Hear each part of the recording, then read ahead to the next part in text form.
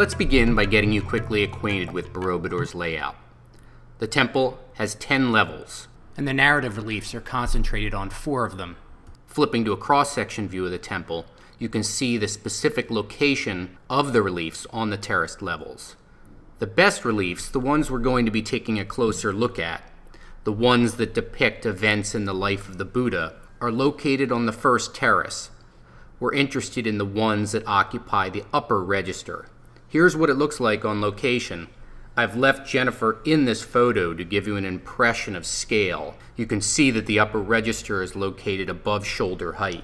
There are 120 narrative relief panels in the upper register cycle. The story starts on the east side and proceeds in a clockwise manner around the structure, following the path that Buddhist visitors would have followed as they gradually made their way to the summit of the temple. The reliefs perform an education function, telling stories that are critical to understanding the faith. We're going to take a quick tour of what I believe are the best 8 relief panels from this cycle. Relief 1. Buddha is asked to descend from Tushita heaven. The Buddha sits under a multifoil arch. You see a god approaching on the upper left, asking him to descend to earth to relieve humanity of its suffering. Other gods play music. Relief 2. Buddha enters Maya's womb. The Buddha's mother-to-be, Queen Maya, is shown lying in bed. She dreams that the Buddha descends from heaven in the form of a white elephant. Although the head of the elephant's broken, you can clearly see it soaring in from the sky at the upper left, covered by a protective umbrella. Relief 3. Maya travels to Lumbini to give birth. An expectant Queen Maya reclines in a chariot. The chariot driver is apparently so taken with the queen that he spins all the way around to look at her. Deep relief umbrellas with their flowing sashes convey the movement especially well.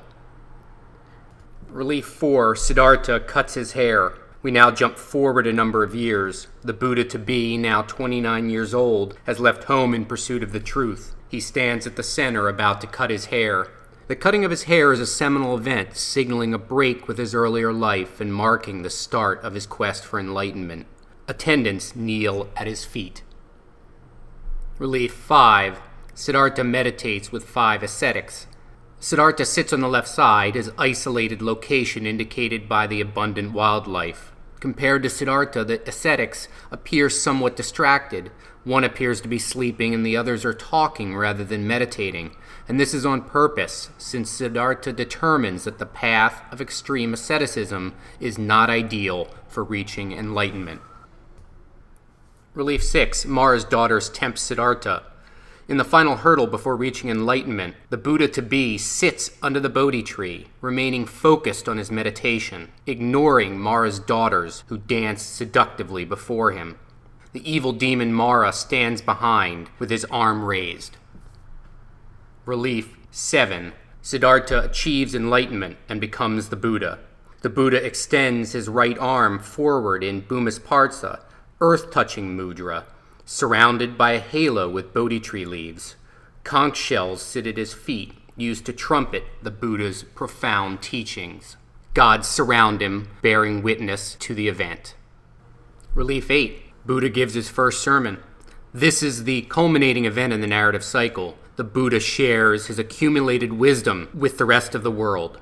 The Buddha raises his right hand, signaling the Vitarka teaching mudra. His first 5 disciples sit at his feet, ready to receive his wisdom.